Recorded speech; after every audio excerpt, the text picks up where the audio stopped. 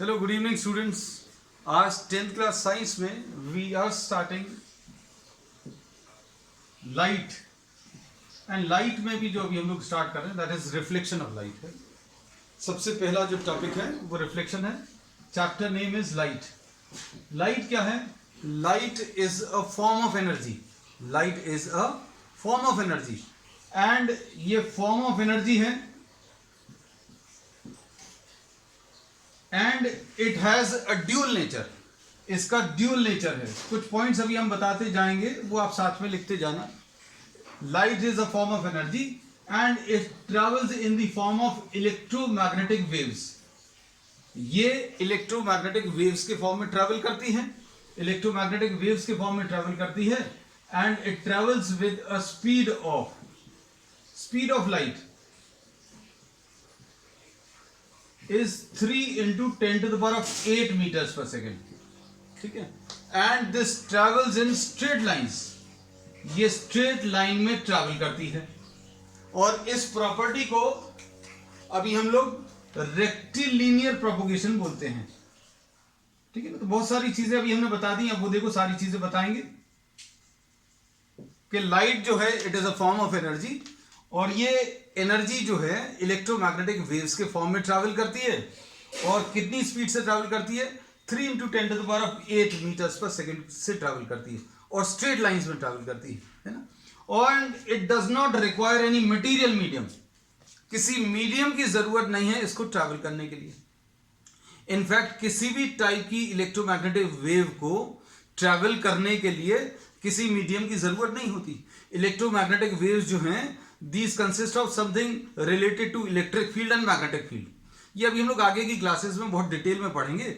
और electromagnetic waves को travel करने के लिए किसी भी टाइप के मीडियम की जरूरत नहीं पड़ती है। और इलेक्ट्रोमैग्नेटिक वेव्स की जो स्पीड होती है वो 3 into 10 to the power of 8 meters per second होती है ना। अब इसमें अभी हम लोग ये कहते हैं कि लाइट का जो है दो टाइप का नेचर है। ये वेव के फॉर्म में भी ट्रैवल करती है और पार्टिकल्स के फॉर्म में भी ट्रैवल करती है, जो अभी हम लोग आगे की क्लासेस में डिस्कस करेंगे। तो light has what? A dual nature. दो टाइप का नेचर है। ड्यूअल नेचर कैसा है? इसमें वेव नेचर भी है।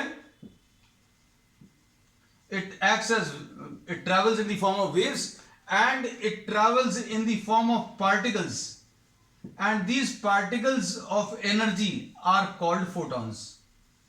लेकिन दोनों ही टाइप के नेचर में अभी हम लोग ये बोलते हैं कि लाइट की जो स्पीड है वो 3 into 10 to the power of 8 meters per second है।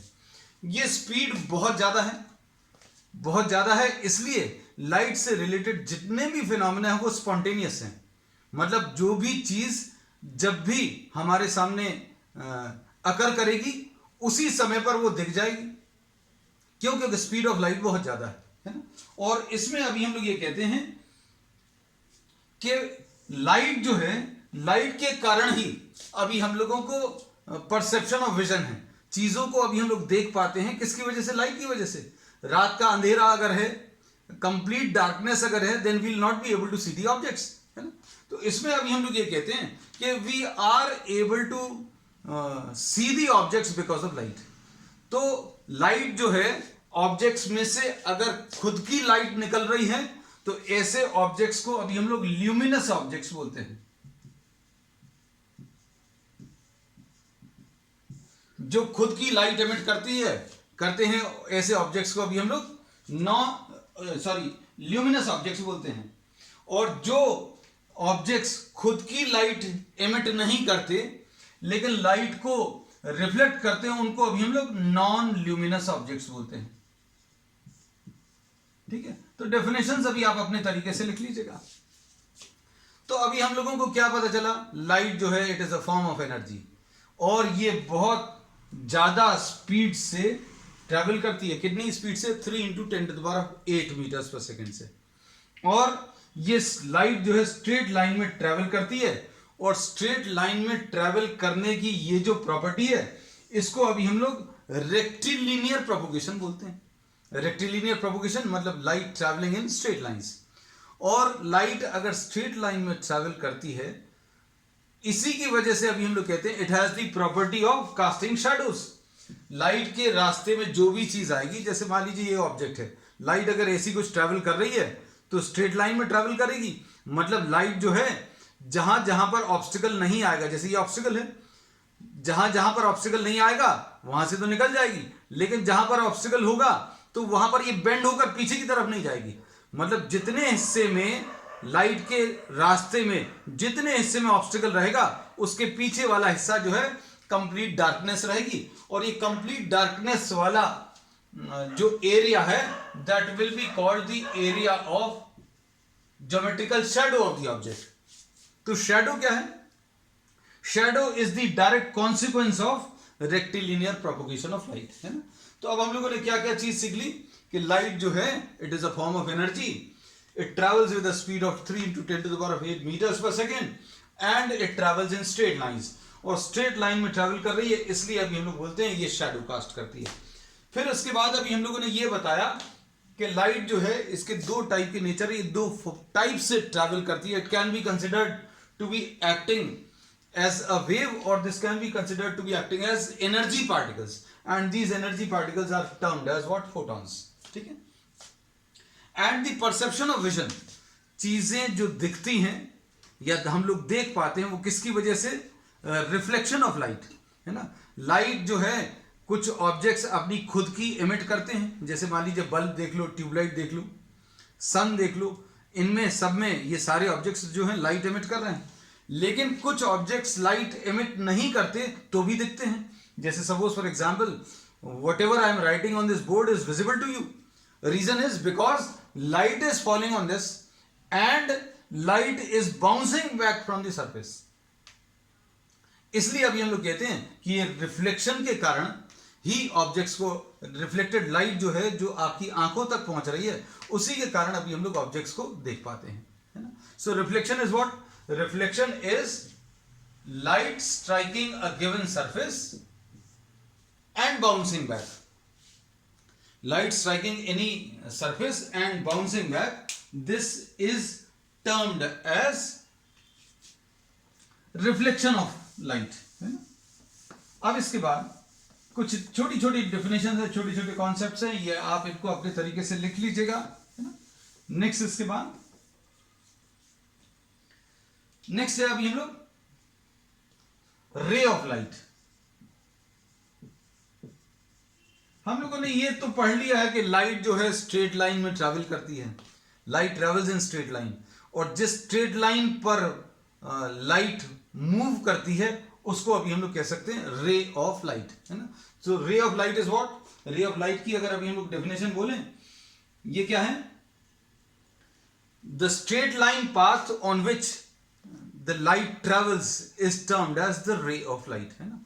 और ऐसी बहुत सारी लाइट रेज का जो कलेक्शन है, बहुत सारी लाइट रेज, जैसे सपोज फॉर एग्जांपल अगर ये लाइट रे ऐसी कुछ ट्रैवल कर रही है और ऐसी बहुत सारी लाइट रेज का कलेक्शन अगर अभी हम लोग ले लें, then this will be termed as the beam of light, है ना। डायग्राम ले लेना बेटा साथ में। This is the ray of light. तो रे क्या है? एक सिंगल लाइट रे। और बीम क्या है? Beam is a group of parallel light rays. इसको अभी हम लोग बीम ऑफ लाइट बोलते हैं, ठीक है। अब नेक्स्ट इसके बाद अभी हम लोग ले रहे हैं रिफ्लेक्शन। रिफ्लेक्शन को अब हम लोग डिटेल में डिस्कस करेंगे, है ना। तो रिफ्लेक्शन क्या है?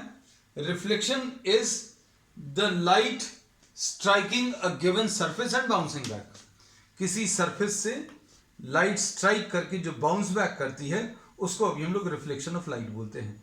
और रिफ्लेक्शन के कारण ही चीजें अभी हम लोग को दिखती हैं। जैसा अभी हमने इसमें बोला कि ये हमें इसलिए दिख रहा है, जो कुछ भी अभी हम लोग लिख रहे हैं, क्योंकि इसके ऊपर लाइट गिर रही है और लाइट गिरकर इससे बाउंस बैक होकर आप तक पहुंच रही है, इसलिए we are able to see these objects.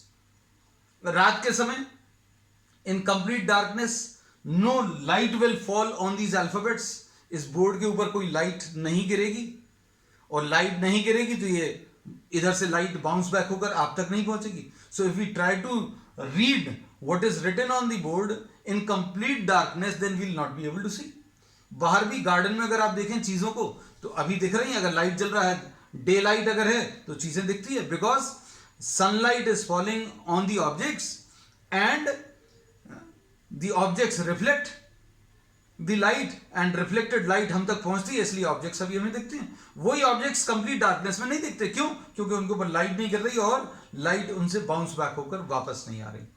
So the phenomena of light striking a given surface and bouncing back is termed as reflection of light, है ना. और इसमें अभी हम लोग ये कहते हैं कि अगर आप कोई एक ऐसा ऑब्जेक्ट बना पाए जिसके ऊपर लाइट गिरे और वो लाइट को कंप्लीटली अब्सॉर्ब कर ले, ऐसा कोई ऑब्जेक्ट अगर अभी हम लोग बना पाए, light is falling on the object and it is absorbing, it is not theoretically possible, मतलब अभी हम लोग कहते हैं, सॉरी, प्रैक्टिकली नॉट पॉसिबल कि कोई ऑब्जेक्ट के ऊपर लाइट गिरे और वो पूरी की पूरी लाइट को अब्सॉर्ब कर ले. Every object on which light falls, जिसके ऊपर भी लाइट गिरती है, वो उसका कुछ हिस्सा अब्सॉर्ब कर लेता है और कुछ को रिफ्लेक्ट कर देता है. कुछ ऑब्जेक्ट्स जो हैं ज्यादा रिफ्लेक्ट करते हैं, कुछ ज्यादा अब्सॉर्ब कर लेते हैं, है ना. तो there are different types of objects, है ना. तो अभी हम लोग कहते हैं अगर कोई एक ऐसा ऑब्जेक्ट आप बना पाए जिसमें the object will absorb the entire light falling on it, अगर कोई ऐसा ऑब्जेक्ट बना पाए जिसके ऊपर जितनी भी लाइट गिर रही है वो पूरा अब्सॉर्ब कर ले, then it will not be visible. तो ऐसा ऑब्जेक्ट लाइट में भी विजिबल नहीं होगा. लेकिन ऐसा हम लोग कहते हैं, ऐसी चीजों की अभी हम लोग सिर्फ थ्योरेटिकली बात करते हैं, because we are not been able to make any such material which absorbs light completely, है ना. तो हम लोगों ने ये बताया कि हर ऑब्जेक्ट जो है वो लाइट को कुछ हिस्सा अब्सॉर्ब कर लेता, कुछ को रिफ्लेक्ट करता है. और इसमें हम लोग ये कहते हैं silver is the best known reflector of light. Silver जो है it is the best known reflector of light. जितनी लाइट इसके ऊपर गिरेगी वो पूरी की पूरी ये रिफ्लेक्ट करेगा. इसलिए अभी हम लोग कहते हैं कि मिरर्स को बनाने में हम लोग सिल्वर का यूज करते हैं, है ना. We make use of silver. Silver जो है कॉस्टली मेटल है ना. तो अभी हम लोग क्या कहते हैं, अगर आपको एक प्लेन ग्लास प्लेट ले ली, प्लेन ग्लास प्लेट, उसके एक हिस्से पर हम लोगों ने एक बहुत thin layer, very thin layer of silver is applied, है ना. This layer is so thin that it can B wiped off with the help of a cloth. आप इसको अगर आप ऐसा कुछ करेंगे तो जैसा अभी हमने ये लाइन मिटा दी है वैसे ही अभी आप इसमें से सिल्वर अलग कर सकते हैं. इतना पतला लेयर रहता है. लेकिन इसको प्रोटेक्ट करने के लिए a protective coating of red oxide is applied. आप इसके ऊपर रेड ऑक्साइड अप्लाई कर देते हैं. तो कैसे बनाया मिरर बनाने का तरीका, आपने ग्लास प्लेट ली, उसके एक तरफ सिल्वर अप्लाई कर दिया, उसके ऊपर क्या कर दिया, एक प्रोटेक्टिव कोटिंग आपने रेड ऑक्साइड पेंट की लगा दी, है ना. So this is how we form what is termed as a plane mirror. तो प्लेन मिरर जो है ये किसकी मदद से बनाया अभी हम लोगों ने, सिल्वर की मदद से. Silver is the best known reflector of light. अब हम लोगों ने इसमें ये बोला कि हर ऑब्जेक्ट जो है, हर ऑब्जेक्ट लाइट को रिफ्लेक्ट करता है ना. हर ऑब्जेक्ट जो है लाइट को रिफ्लेक्ट कर रहा है.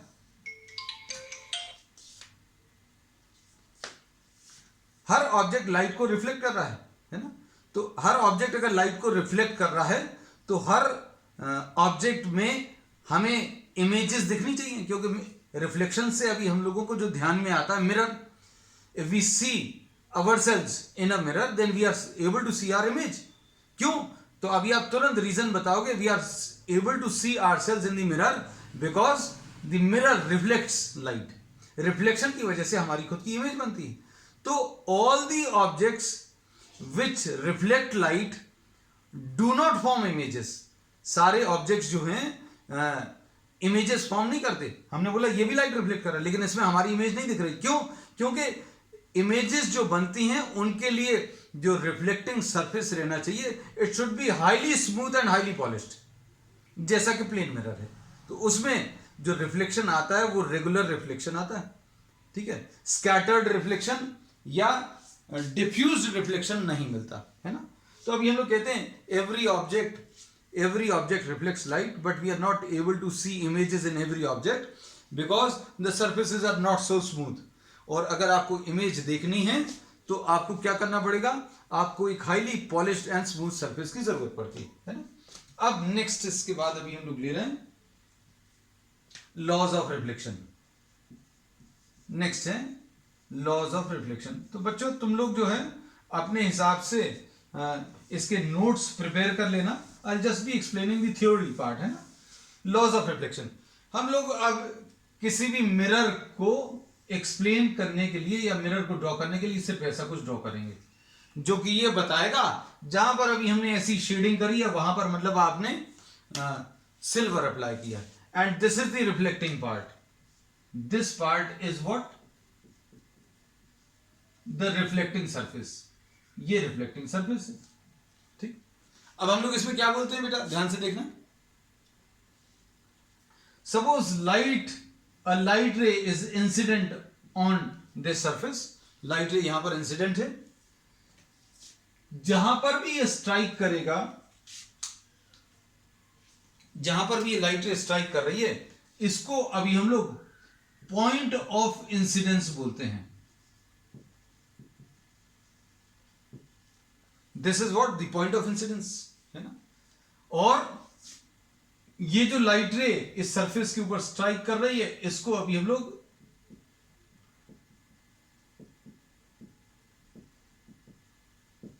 इंसिडेंट रे बोलते हैं, है ना।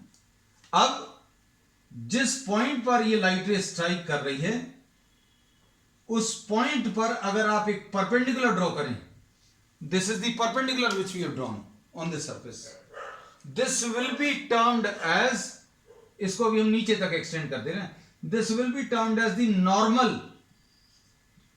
Eight the point of incidence.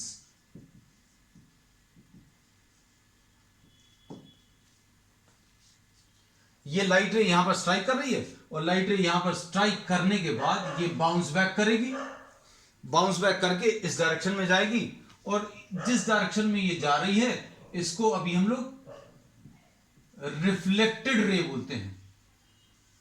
So this is the incident ray and this is the reflected ray।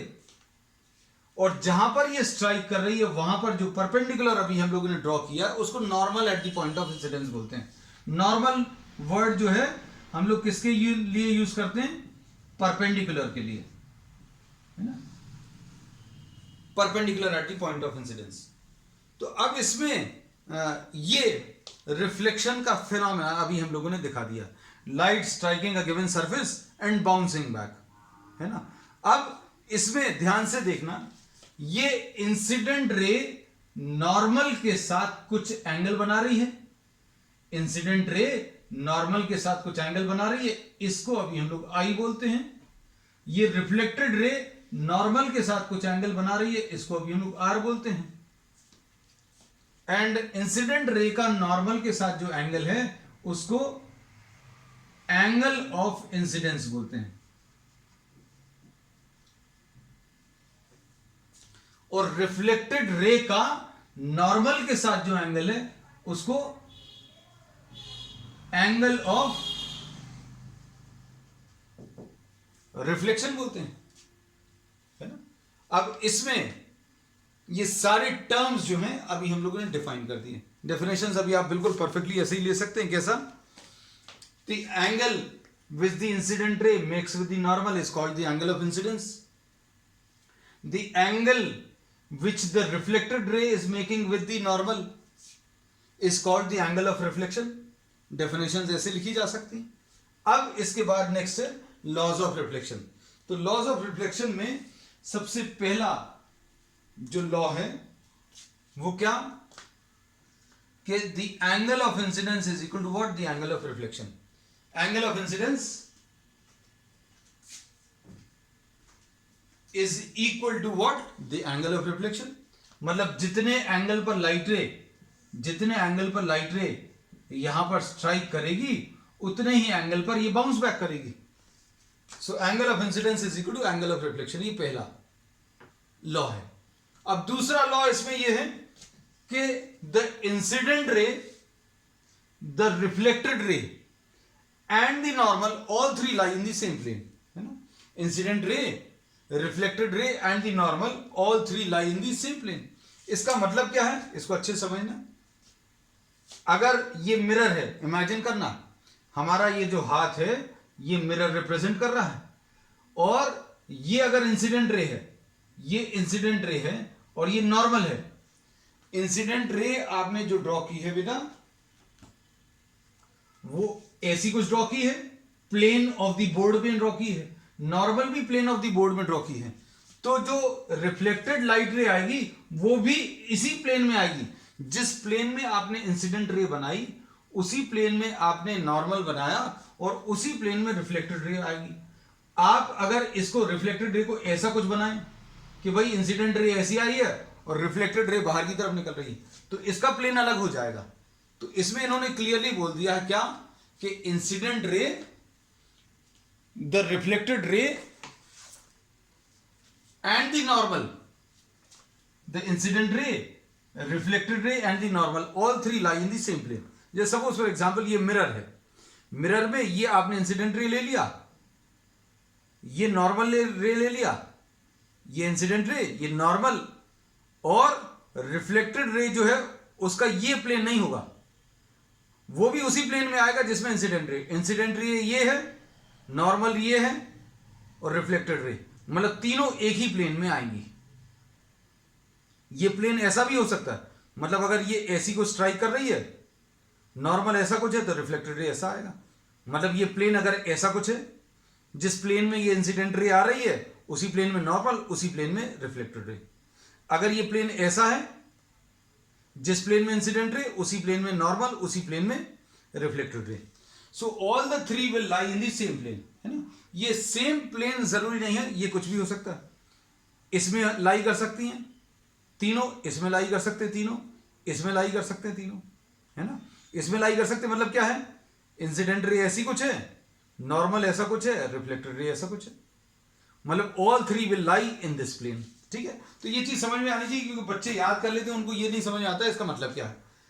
तो ये सेकेंड लॉ है। ठीक, अब इसके बाद इससे अगर अभी हम लोग समझने की कोशिश करें कि angle of incidence is equal to angle of reflection का और डिटेल में मतलब क्या होता है, ये सेकंड वाला अभी हम नहीं लिख रहे। Incident ray, reflected ray and the normal lie in the same plane. देखो अभी हमने शॉर्ट में लिख दिया है बेटा, है ना। अब आप लोग इसको लिख लेना, incident ray, reflected ray and the normal lie in the same plane, ऐसा लिख दिया। डिटेल में अभी आप लिख लीजिएगा। अब आई और आर अगर इक्वल है, इसका मतलब क्या है ये समझो अच्छे से। अगर आप इसमें एंगल ऑफ इंसिडेंस को कम करते जाएं, जैसे सपोज फॉर एग्जांपल ये 45 डिग्री है, तो एंगल ऑफ रिफ्लेक्शन भी 45 आएगा। अगर आपने इसको कम कर दिया, सपोज ये 20 डिग्रीज, तो ये भी 20 डिग्रीज आएगा। आप इसको और कम कर दें 5 डिग्रीज, तो ये भी 5 डिग्रीज आएगा। जितने एंगल पर इंसिडेंट रे आएगी उतने ही एंगल पर ये रिफ्लेक्ट होगी, ऐसा कह सकते हैं। और अगर आप और कम करते करते आप इसको परफेक्टली जीरो कर दें, अगर ये ऐसे कम करते करते करते अगर आप यहां पर ले आए, तो आई की वैल्यू कितनी आ जाएगी, 0, और लॉज के हिसाब से आर की वैल्यू भी 0 आएगी। इससे एक चीज अभी हम लोगों को यह पता चलती है क्या, कि लाइट रे अगर किसी रिफ्लेक्टिंग सरफेस को परपेंडिकुलरली स्ट्राइक कर रही है, तो जिस डायरेक्शन से आ रही है उसी डायरेक्शन में वापस चली जाएगी। तो मतलब क्या रहेगा, ये क्या कहलाएगा, इसको अभी हम लोग बोलते हैं नॉर्मल इंसिडेंस। क्या बोलते हैं बेटा, नॉर्मल इंसिडेंस। नॉर्मल इंसिडेंस का मतलब क्या है कि लाइट रे किसी सरफेस पर कैसी स्ट्राइक कर रही है, परपेंडिकुलरली।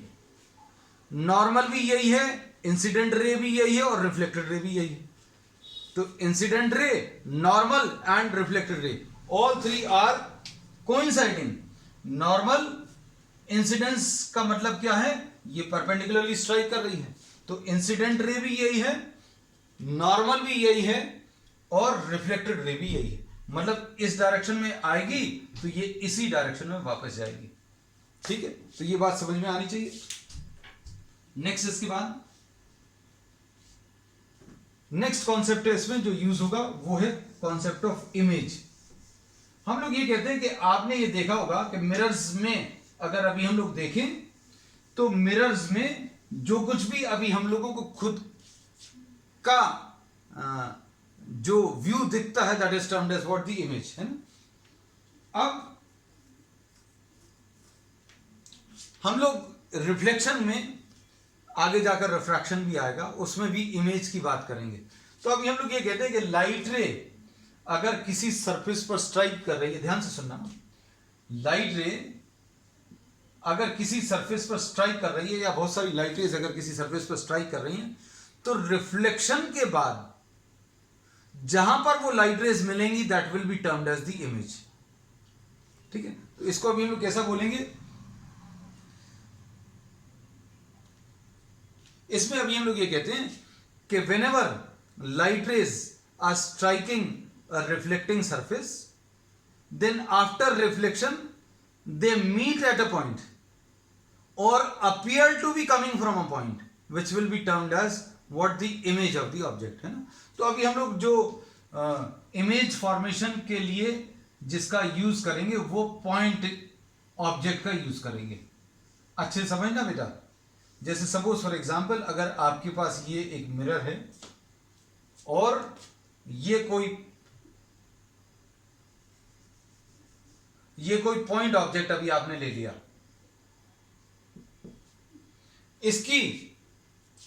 इसमें अगर आप रिफ्लेक्शन देखिए, suppose for example this is sending out light rays, ये लाइट एमिट कर रहा है, ये लाइट अगर एमिट कर रहा है तो लाइट रेज ऐसी कुछ आएंगी और भी बहुत सारी आएंगी, सिर्फ अभी हम लोग दो बना रहे हैं। अब रिफ्लेक्शन के बाद ये लाइट रेज जहां पर मिलेंगी, after reflection the light rays meet at a point और appear to be meeting at a point, then that point will be termed as what the image, है ना। तो अब हम लोग इसमें क्या बोलते हैं, जब light rays, if rays actually intersect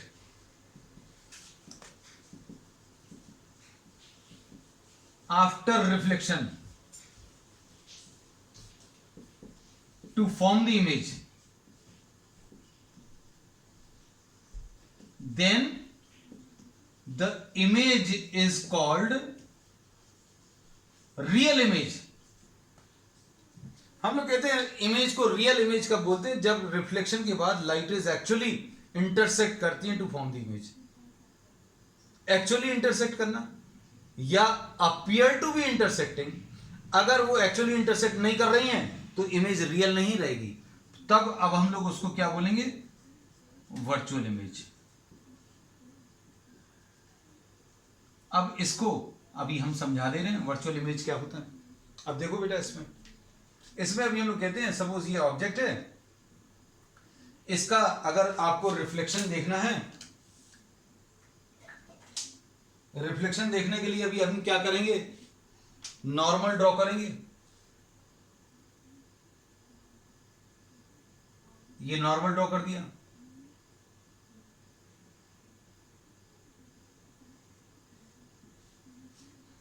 फिर लॉज क्या मालूम है, जितने एंगल पर ये लाइट रे इंसिडेंट है उतने ही एंगल पर ये रिफ्लेक्ट होगी, ऐसा कुछ आ गया। जितना एंगल ये बना है उतना ही एंगल ये बना लो, यहां पर जितना एंगल ये है, ये थोड़ा सा गड़बड़ बना है, इसको ठीक कर ले रहे हैं। जितना ये एंगल बना हुआ है उतने ही एंगल पर ये आगे जाकर तो नहीं मिल रही, अगर आगे जाकर अगर ये मिल जाए तो जहां पर भी ये मिलेगी वो रियल इमेज है, but these appear to be coming from a point behind. ऐसा लगेगा, ऐसा लग रहा है जैसे ये पीछे कहीं से आ रही है। तो जिस पॉइंट से ऐसा लग रहा है ये लाइट रेज आ रही हैं, ऐसा लग रहा है जैसे ये इधर से आ रही हैं. This will be termed as the image. और ये वाली जो इमेज रहेगी, this will be termed as what, the virtual image. इसको अभी हम लोग वर्चुअल इमेज बोलते हैं. अब देखना ध्यान से, this is what, the image formation by a plane mirror. हम लोगों ने ये जो डायग्राम लिया है, this is the image formation by what, a plane mirror.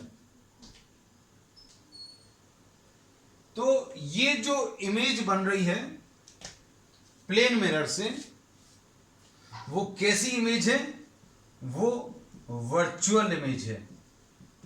So image formed by a plane mirror is a virtual image. और virtual image को कभी आप स्क्रीन पे नहीं ले सकते. रियल इमेज को अभी आप स्क्रीन पर ले सकते हैं, है ना. अगर आप एक स्क्रीन लगा देंगे तो जो भी इमेज बन रही है उसको अभी आप स्क्रीन पर ले सकते हैं. So virtual images can not be obtained on screen, है ना. तो अब हम लोगों को ये पता चल गया कि इमेज क्या है. Image is what, for a point object light rays after reflection meet at a point or appear to be meeting at a point, and that point will be termed as the image. If the light rays actually intersect, then the image will be termed as real, and if these appear to be coming from a point, then the image will be termed as what, the virtual image. तो अभी हम लोग ये कहते हैं बेटा, जो plane mirror में इमेज बनती है, ये जो अभी हमने दिखाई है, ये वर्चुअल इमेज है. और इसके और भी कैरेक्टरिस्टिक्स हैं. Characteristics of image formed by a plane mirror.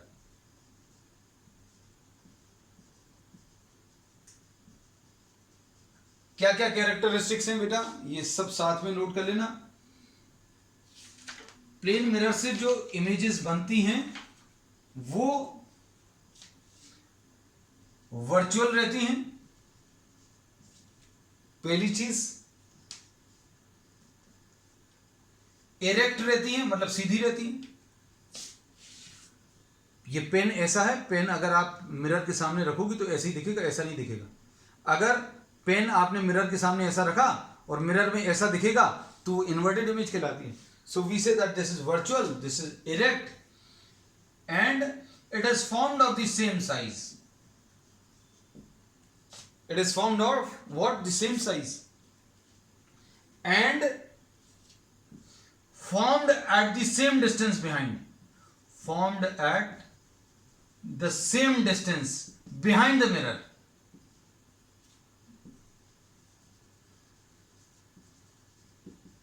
बहुत सारी चीजें बता रहे हैं हम बेटा.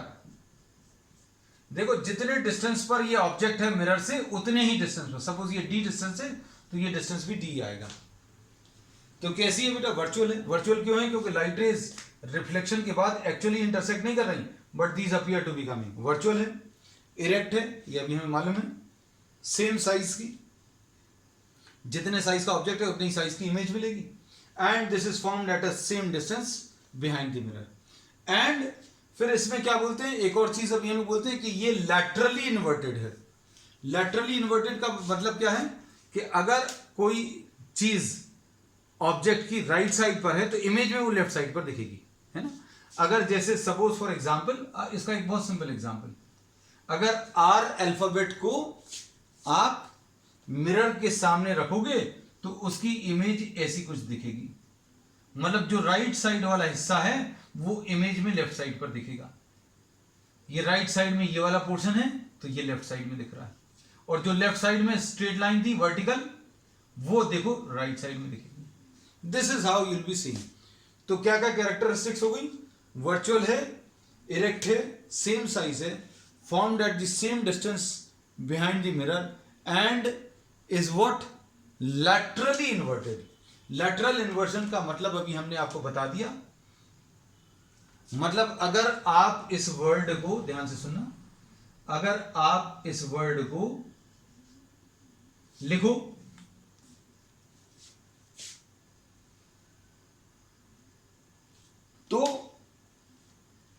जो लाइन आपको राइट साइड में दिख रही है, जो भी चीज राइट साइड में दिख रही है वो लेफ्ट साइड में दिखेगी, है ना?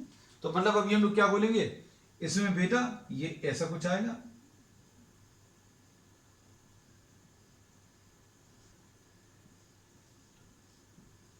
This is how you'll be seeing the objects. इसमें कुछ अल्फाबेट्स ऐसे रहते हैं, ये कॉम्पिटेटिव एग्जाम्स में इस टाइप के क्वेश्चंस बहुत मिलते हैं। कौन से ऐसे अल्फाबेट्स हैं जिनमें लैटरल इन्वर्जन के कारण कोई इफेक्ट नहीं आता? तो अभी हम लोग बोलते हैं, देखो ध्यान से, यू अगर आप लिखोगे तो यू की इमेज ऐसी ही दिखेगी, टी अगर आप देखोगे तो टी ऐसे ही दिखेगा, ए जैसा था वैसे ही दिखेगा, लेकिन आर का भी हमने आपको बता दिया, है ना। ई अगर आप मिरर के सामने ले जाओगे तो वो ऐसा दिखेगा, ठीक है।